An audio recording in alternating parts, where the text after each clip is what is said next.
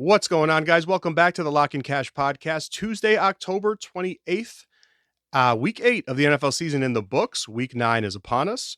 If this is your first time finding the channel, my name is Jeff with Lock and Cash Sports, and every week we do this look ahead podcast to get you ready for the NFL betting week. We also do a wrap up show on Friday. We do a reaction show on Monday. So you get some long form content each week. If you're interested in that, consider subscribing, liking, commenting, all that good stuff. Week 8, we had a really good week 8. I was very happy. Can't complain with going 4-2. My two losses were my two smallest bets, which were a parlay that I had that missed by one leg, which was the 49ers, and then a teaser that I had that got blown up by the Falcons. But all the big plays hit, which is what you really want. We had a two-leg parlay with the Ravens and Chiefs that came through. We had the Ravens -6.5 was the max, the 3-unit max. Got a bad number early in the week. The practice report thing happens. Lamar's out, whatever. We end up getting there thanks to the spot. The spot is really what made it. And then the Broncos, I gave you guys that play on the show. Broncos -3 was a 2-unit play. Almost made the qualifications for a max, but didn't quite get there. But we cashed the two biggest plays of the week. And we cashed the parlay last night with the Chiefs finishing it off. And the other parlay that we hit was the Bills Packers, which was like a nice plus 110-ish little money line parlay. So we have a really good week. We pick up over 5 units on the week. Can't ask for much more than that. We're over 60% against the spread this NFL season, so we're running really well, and we'll look to keep that going in week 9, starting with Thursday night football. The Ravens will look to get another win, this time in Miami against the Dolphins. Baltimore -7.5 across the board, 50.5 the posted total for this game.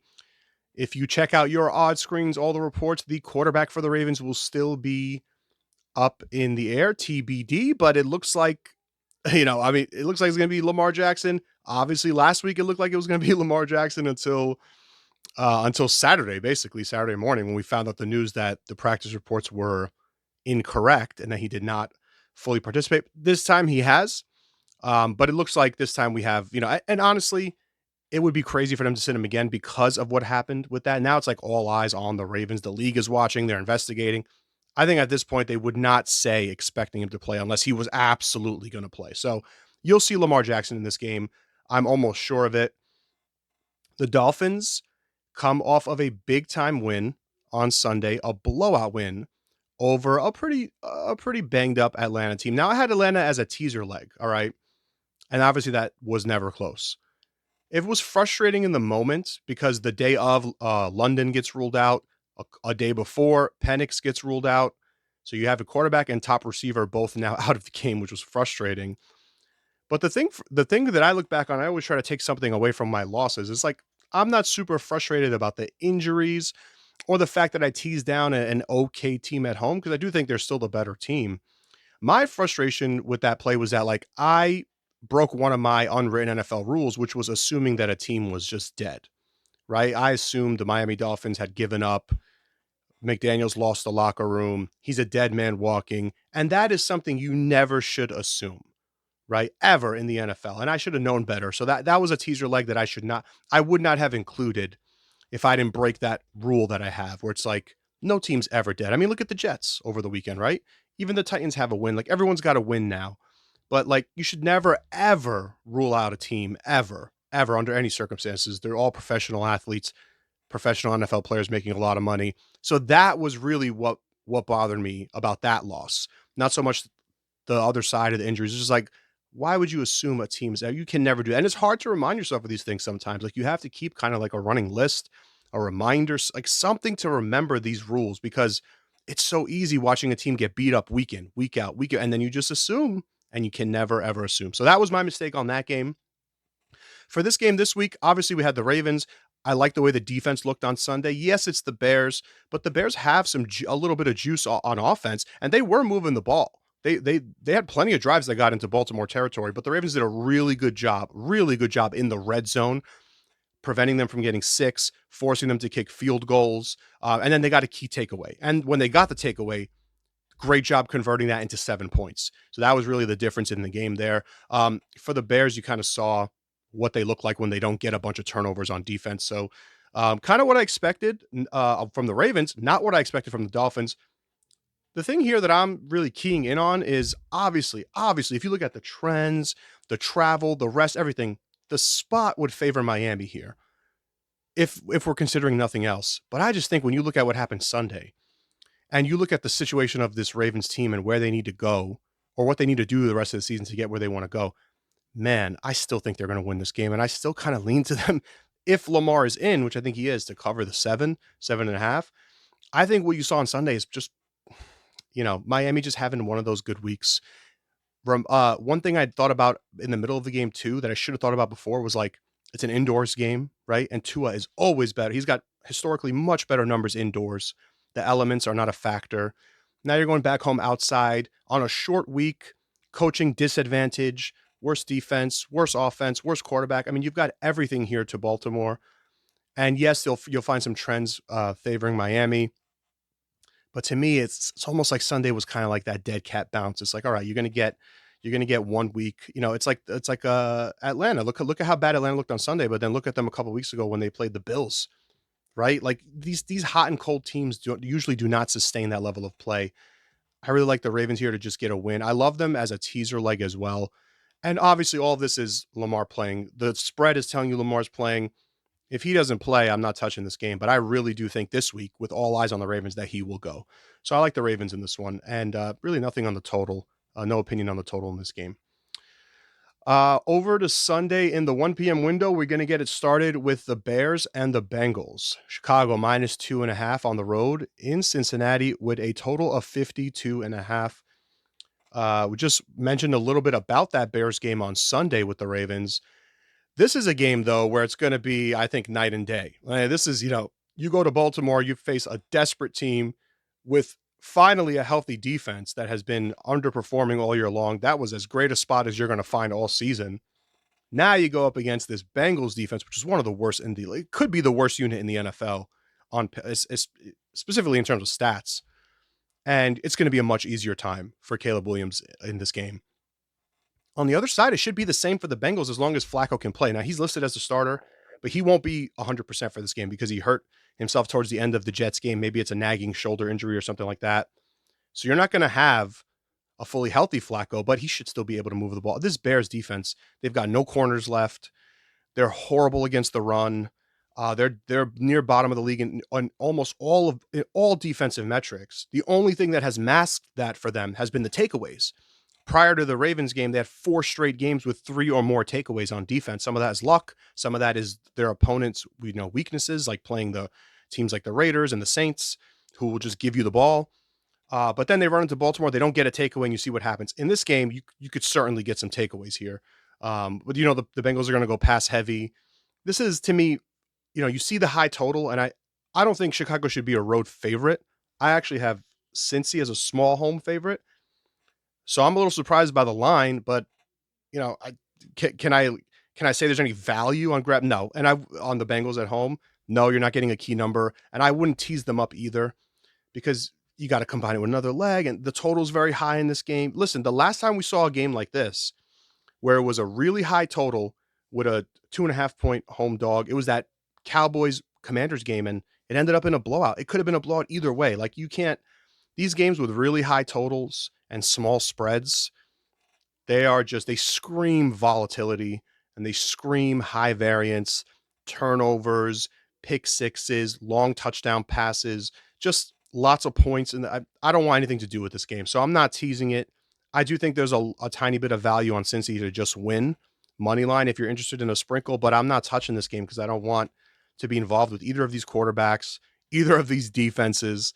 And I don't like this as a teaser leg either, because I think either of these teams could win by 10 plus. So for me, I wouldn't be surprised if it would blow out either way. One thing I'll say about Caleb Williams, though, watching that, since I had a bet on the Ravens game, I watched more of that than other games. Man, he's got so much talent. Like that throw he made at the end of the game where he's like running back and then twists and turns, flobs it up, and then DJ Moore makes a one-handed catch. And I'm thinking, oh my God, they're going to score, go for 2, and then blow my cover with a 6.5 because they're down 14. That play is absurd. I mean, that's such an absurd play for someone to make, that throw. And then you see him in like a clean pocket and he looks horrible. Like the footwork, he's like jittery, he's like bouncing up and down. He's sidearm like that. The 4th and goal play at the end, sidearms the ball to a wide open receiver. He just had to lob it in there. So he's like one of these strange quarterbacks where it's like his fundamentals are not right, but when it's backyard ball, that's his thing. He excels. It's just playground backyard ball. Roll me out. Let's go. Somebody get open. But when he's like mechanics wise, he's just not there. And I think that's problematic. Because you look at a guy like Mahomes, he has both. He has everything, the whole package. And you don't have to have everything, but I would say the much more important thing is to be able to just throw in a clean pocket. This was plenty of plays in this game where he had no pressure, clean pocket. The Ravens are struggling to get pressure, and he just can't make a good throw. And that, I think, is a problem for the Bears going forward. Next game on the slate, the 49ers are taking on the Giants. San Francisco -2.5 on the road. Was a 3, came down a little bit. 48.5 is your total. This has been bought up a little bit in the market on the total. Expecting a lot of points here. The big question for the 49ers, who came off of a frustrating loss at Houston, is who's going to be the quarterback. Mac Jones.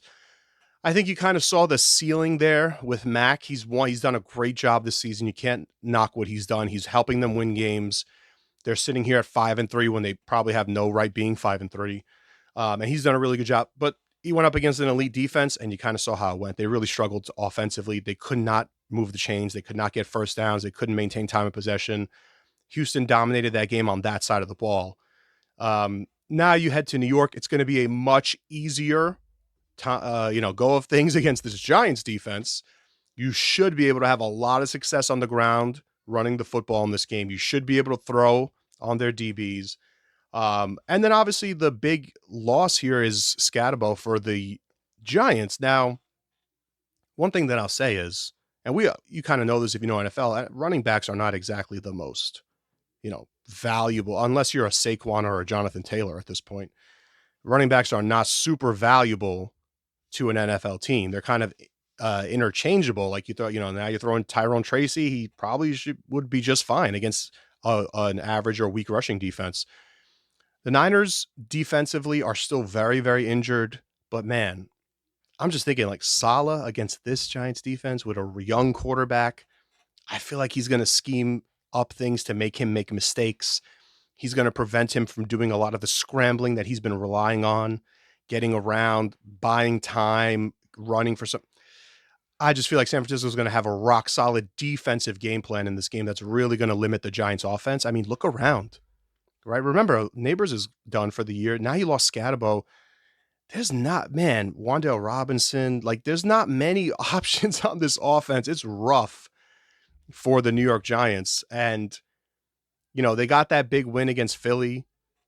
Then they should have gotten a big win at Denver, blow it, come back. Now they go back to Philly, get blown out. You got to wonder how much more they have left after an emotional, brutal collapse on the road, and then go play a divisional opponent and just get stomped and lose kind of like, I don't want to say the best player, but like kind of like the heart of that offense. And even though he only played for a short time, Scatabo quickly became like a fan favorite and the heart of that offense.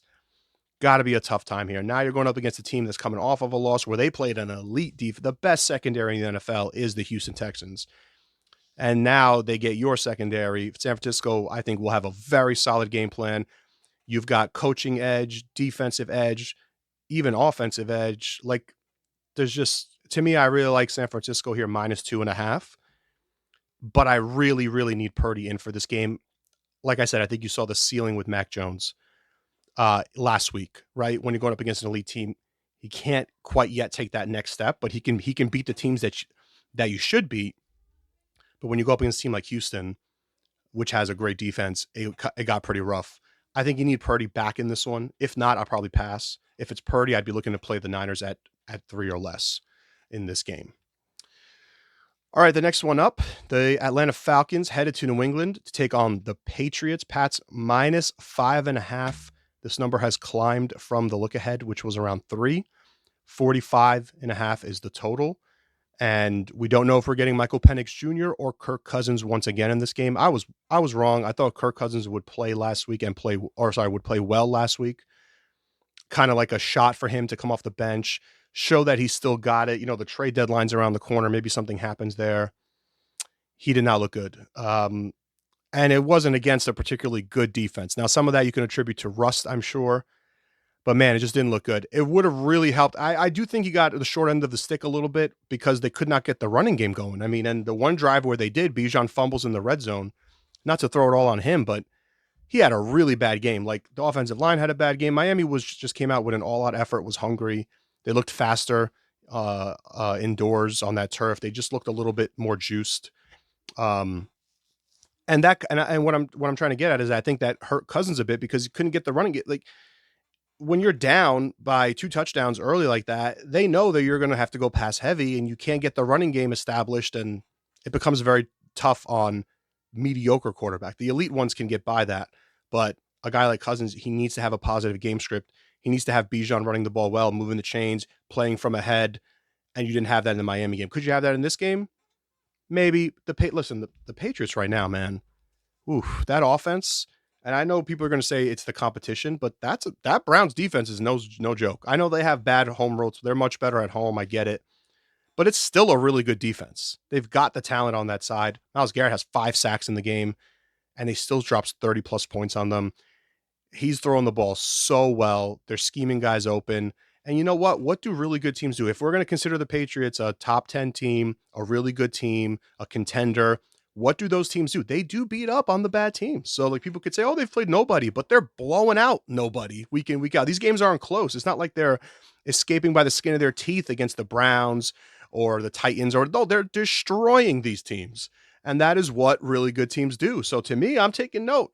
I've got the Patriots creeping up. They're going to be, one more win, and they're probably a top 10 team in my power rating. So, really good first year for Vrabel. Really impressed by what they're doing. I didn't think they'd be this good. But the spot here would tell you this is your classic, line. It was 3. Now it's 5.5. One team got blown out. The other team got a blowout win. It's a buy low, sell high thing. It's just, for me, I would be all over Atlanta if I knew that Penix was playing. London was coming back. Maybe they're a little bit healthier on defense. I think they just have too many injuries. Now, will they have an all-out effort in this game? Very likely. Very likely they're going to be working on the offense all week because of what happened on Sunday. And they'll come out in this game and they'll probably look a lot sharper on the offensive side of the ball. They'll probably run it better, all that stuff. And maybe that leads you to like an Atlanta first half play, right? Because eventually the Patriots will catch on and wake up a little bit. But if there was ever like I talked about it last week, if there was ever a sleepy spot for the Pats, it was going to be last week after upsetting the Bills, and then getting a big win in Vrabel's return to Tennessee. Then you come home against the Browns. If there was ever going to be a flat spot, it would have been that. And they were a little bit flat in the first half, but they pulled away easily in the second half. And that's what I could see happening in this game. I could see maybe the Falcons' first half being super competitive and dialed in, and maybe the Pats find a way to win it at the end, squeeze it out. 5.5. Listen, I can't tell you there's not value on the 5.5. There is probably a little bit of value on Atlanta plus 5.5 in this game. I can give you a trend on this one that I do have active. Teams that are off of a 3-score loss versus a team off a 3-score win. So this is just basically like an overreaction system. 65 and 37 against the spread. That's 64% for the Falcons plus 5.5. So that is something that's active in this game. It's certainly worth noting. I do think it's like a contrarian spot. If you like those types of things, you would play on Atlanta here. For me, I just wish they were a bit healthier. Because they're not healthy and because I have questions at quarterback, I can't get to the window on this game. So for me, it is unfortunately a pass. I will say that I do think there's a bit of value on the over in this game, 44, but you got to get 44.5. They're starting to pop. 45s are starting to pop up. So be wary of that. But over 44.5 does show a little bit of value because the Pats can score on anybody. And I think the Falcons will have a concerted effort to have a better offensive game than what they had last week. The next game on the slate is the Colts taking on the Pittsburgh Steelers. Indy -3, -115 across the board, ticking up. 50.5 is the total in this game. The Colts essentially had a bye week.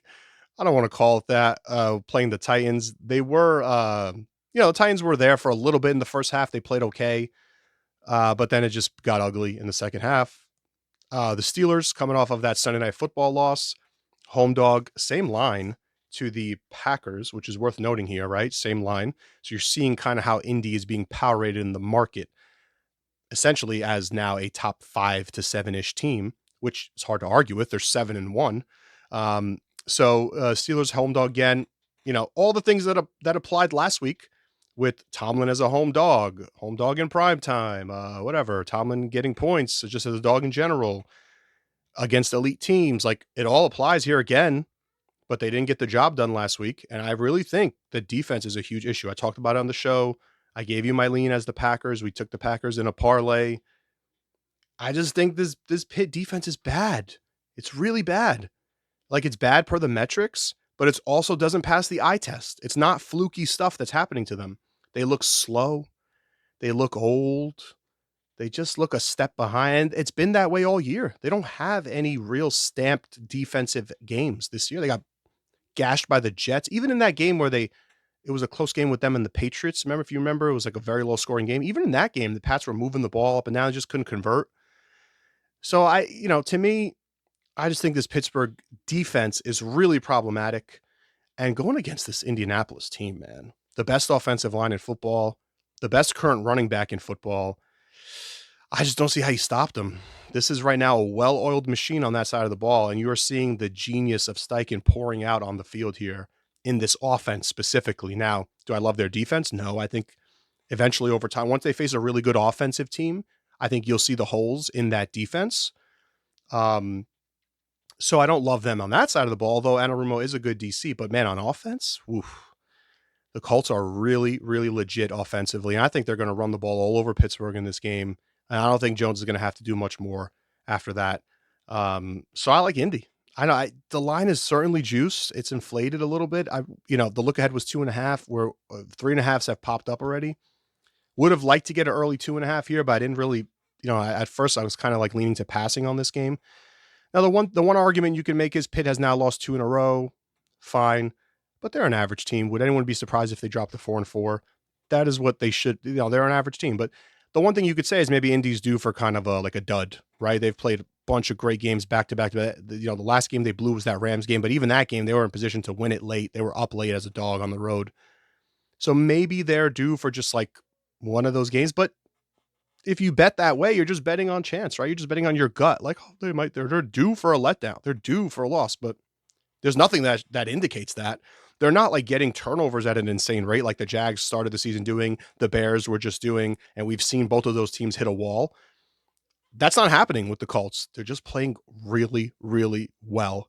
Sound football across the board on both sides, all three units. Great on the ground running the ball. And when a team is killing you in the trenches, man, there's nothing more demoralizing than that. And there's nothing that travels better than that. There's nothing that carries over week to week better than a team that can just run the football on you. And that is what they're doing right now. So hard for me to recommend anything. I lean Indy. I wouldn't look to Pitt in this game. Even at 2.5, I wouldn't tease Pitt in this game. So I'm just not interested in that team right now. The Carolina Panthers are headed to Green Bay to take on the Packers. Packers minus 12.5. Total 45 on this game. Not sure if we will get Bryce Young back for this one or a second start from Andy Dalton. So that's the big question in this game. But let's be honest, regardless, the Packers are winning this one. The only consideration here is the spot. The Packers do get the Eagles, massive, enormous matchup in Week 10. So got to be in Lambeau. So you got to be careful about that. But the only thing that you're really considering here is, do you think can Green Bay cover the 12, or do you just think it's an outright? They're going to win. Just about whether or not they're going to cover. Man, the Panthers got banged up in that game versus the Bills. They got completely destroyed, totally destroyed. They lost a bunch of O-linemen in that game too. Injuries are problematic. If it's Dalton again in this one, it's going to get ugly. It's going to get really ugly against this Packers defense. Yes, they won't have to empty, there won't be an all-out effort from Green Bay. They won't have to empty the kitchen sink or anything like that, throw the kitchen sink at them. But they'll win this game. I just don't have much of an opinion on this one. It's just the only thing I would consider is that it's a look-ahead spot maybe. So maybe the back door will be open late for Carolina, but Packers are winning this game. I'm not going to have anything on this game. Money line, spread, total, nothing like that. So for me, it's just largely a pass. All right, the next game, we've got the Vikings taking on the Detroit Lions. Detroit minus 8.5 at home. 47.5 is your total. This is one of my favorite teaser legs of the week, taking the Lions down to 2.5. At home, you will get J.J. McCarthy back for this game. My goodness, what a difficult game to come back to. If you're JJ McCarthy, man, you hurt yourself. Wentz goes out there, he's dying with his shoulder. He clearly was not in football condition, could not play football, should not have been out there on the field.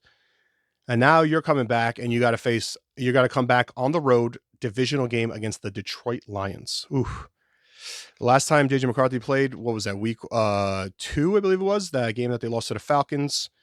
So it's been a while. He's been out for a while. He should be fully healthy for this game, though. I just don't see it, guys. I mean, they got destroyed in that Falcons game in week 2. Week 1, he throws a pick 6. They're down multiple scores going into the fourth quarter. Yes, he brings them all the way back, but who did he do it against? The Bears. We know what the Bears are now at this point. Just not impressed with what I've seen so far. Will they look better than they did on Thursday Night Football? Absolutely, because you can't look much worse than that, because you basically didn't have a quarterback. You can't do anything. But the pass rush here against this banged up offensive line is going to be very problematic.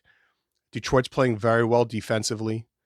They are obviously unstoppable on the offensive side of the ball. What is Minnesota's weakness on defense? They can't stop the run. They're okay in the back end. Gibbs and Montgomery are going to feast in this game. This is just one of your classic. Listen, we talked about the Buccaneers one last week with the Lions about how that, or a couple weeks ago, how that was going to be like a classic Detroit blowout win. They didn't necessarily crush it offensively, but the defense was great. But Tampa's defense is far better, especially against the run. But in this game, I don't see much resistance. Yes, this is a kind of a desperation spot for the Vikings. They can't get much worse, but I think they know this. The season's lost here, man. I mean, not much is going to happen for Minnesota. So, I think you have value on the 8.5. I make the spread like around 10.5. So, I think the Lions are going to win by double digits, but I really love them in teasers. A Ravens Lions money 6-point teaser, getting through all the key numbers, I think is very solid this week. So yeah, I just think the Lions win that game. No opinion on the total, but to me, this is just one of those games where it's like, it's Lions or pass. And I know if at full strength, if the Vikings were having a better season, this line would not be anywhere near this number. But you know what? At some point, you got to take into account what's happening on the field, and the Vikings just do not look good. So give me the Lions in this game. Next game up, Broncos taking on the Houston Texans. Here we have a very small spread that has flipped, similar to the game the Texans had last week with the 49ers. It's Houston -1.5 right now at home. 39.5 is the total.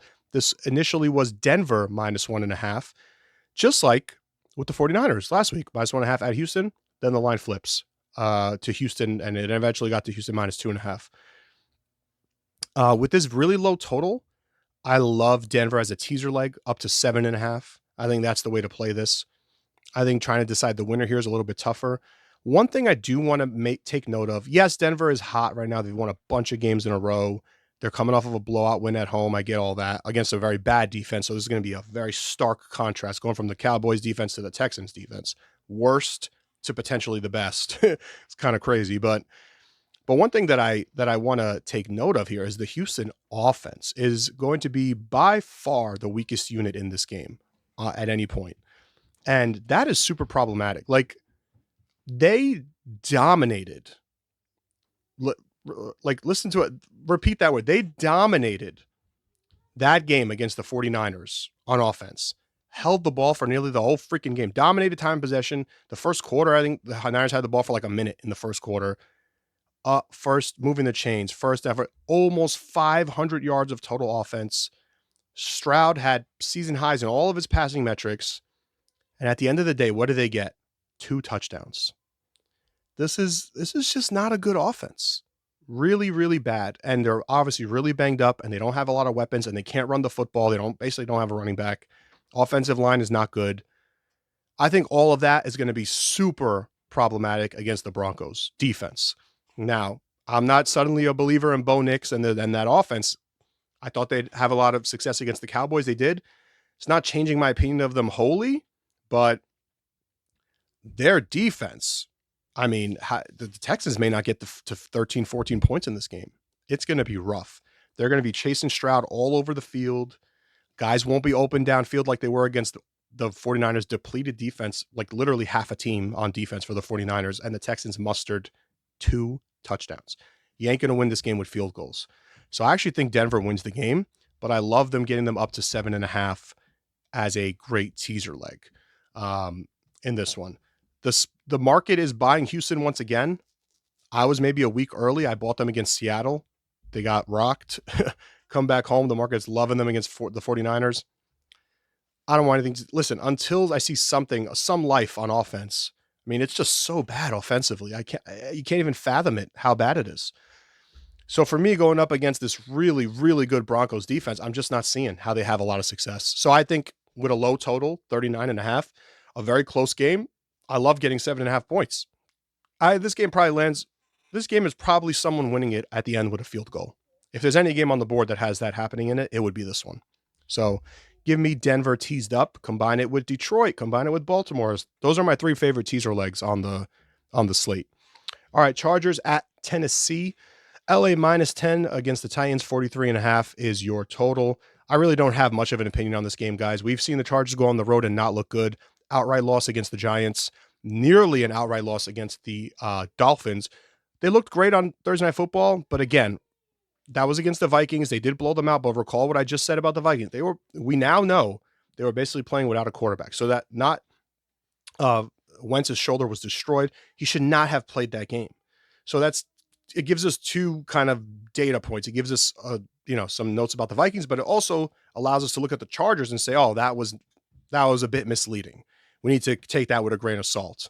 He couldn't do anything in that game. So the Chargers now laying a big number at Tennessee, but the Titans are, Titans are terrible, dude. They're so bad.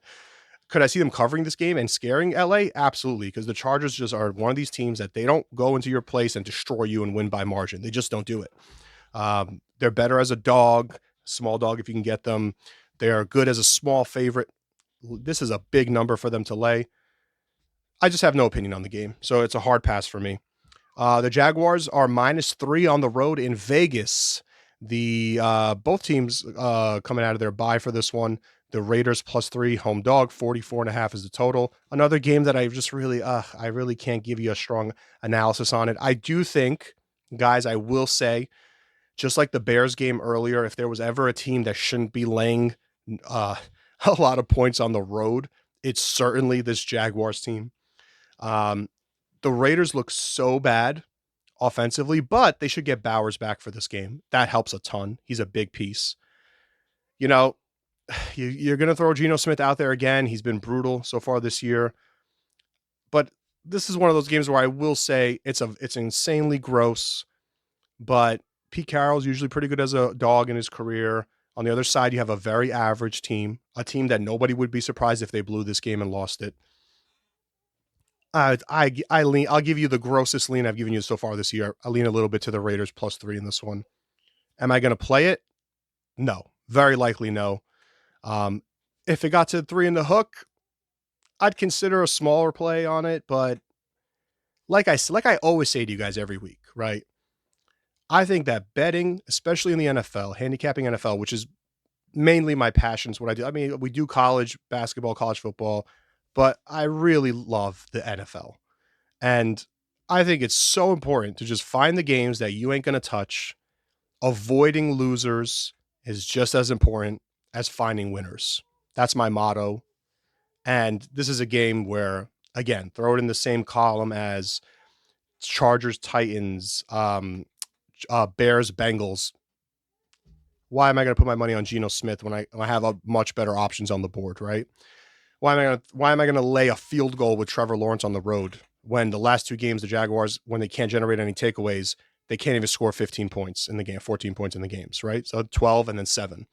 Now, the Raiders offense, certainly an offense you can get takeaways from, but then you're relying on variance to kind of carry the day for you, and that's not really what I'm interested in doing. So a small lean to the Raiders. If you're a Raiders fan, maybe wait for 3.5. I think you might get it. But that's all I got in that game. Unfortunately, another one like that coming up with the Saints headed to the LA to take on the Rams. New Orleans +13.5 on the road here against the LA Rams. Rams, after the blowout in London over the Jags, will now host the Saints. Saints tough home loss at home against the Buccaneers. Couldn't do anything offensively. Turnovers, issues. I mean, they just give the ball away at an insane rate. Rattler gets benched mid-game. They throw in Tyler Shuck. If you know anything about him, I mean, he was kind of bounced around in college. I think he was at Oregon, and then I want to say Louisville. I think his last year was Louisville. He was good and he was okay in college. I mean, I think in Louisville he played pretty well, but he never struck me as like an NFL talent, NFL caliber quarterback. But it looks like you're getting Rattler again in this game, maybe for one more try here, unless the wheels fall. I mean, the Rams are winning this game, guys. With these big spreads, again, I just don't bother. Unless I find some major value one way or the other, I don't find a lot of value on this one. I have it lined at 12.5. It's 13.5, but I'm not interested in grabbing any points with the Saints. Saints haven't looked good on the road. This will be an easy win for the Rams, just to kind of put things away. I just don't have a strong opinion on the game. So lean to the Rams, but I wouldn't play it myself. The next one up is your game of the week. Finally, we get to a good one. The Chiefs are headed to Buffalo to take on the Bills. I have a play on this game. So if you got to this far in the video, 38 minutes. I gave you the Broncos -3 last week. That was the 2-unit side. I'll give you this one this week. So Kansas City -1.5 across the board, 52.5 is your total. Mahomes versus Allen. It seems like every year we get a classic out of these guys. It's become a tradition, right? Every year you wait for Chiefs Bills and you get a classic game. Kansas City last night on Monday Night Football started off the game very sloppy, very slow. You kind of understand that it's a look ahead spot, right? You know they're facing a weak opponent. They're playing well offensively. They just came off of a blowout win where they shut out the Raiders. And you know that they got the Bills on deck. So yes, they look were like phased out in the first half. Second half, they turned it on and it was over. All right. Flip the switch, 28-7 final. They cover every number. They cover the big, gigantic double-digit spread. That's 2 straight weeks now, by the way.